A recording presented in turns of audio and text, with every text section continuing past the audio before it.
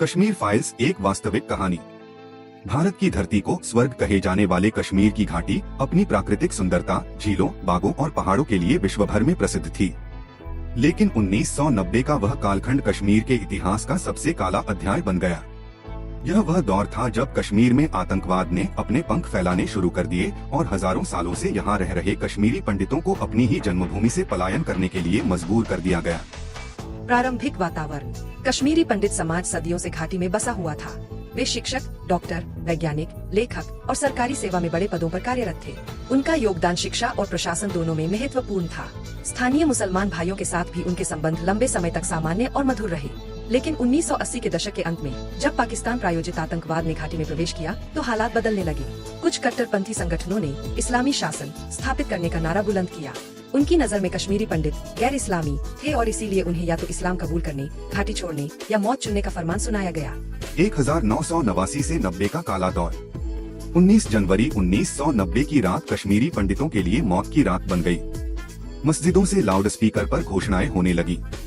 गालिब, चालिब या गालिब, यानी इस्लाम कबूल करो, कश्मीर छोड़ो या फिर मौत के लिए तैयार रहो। सैकड़ों आतंकवादी कश्मीरी पंडितों के घरों को चिन्हित कर चुके थे। उन पर हमले शुरू हुए।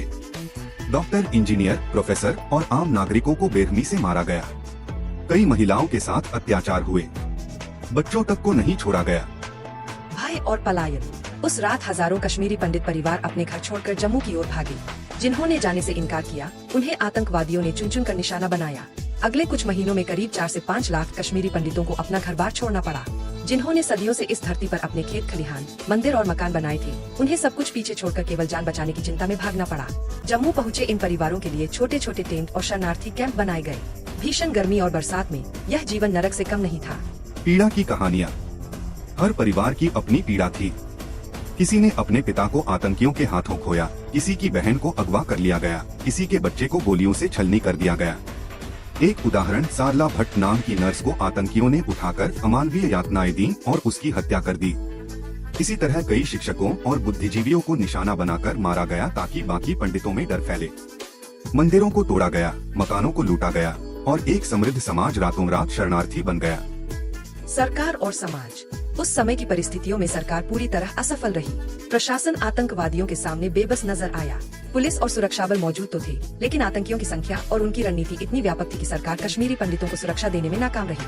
भारत के बाकी हिस्सों ने भी उस समय उनकी पीड़ा को उतनी गहराई से महसूस नहीं किया।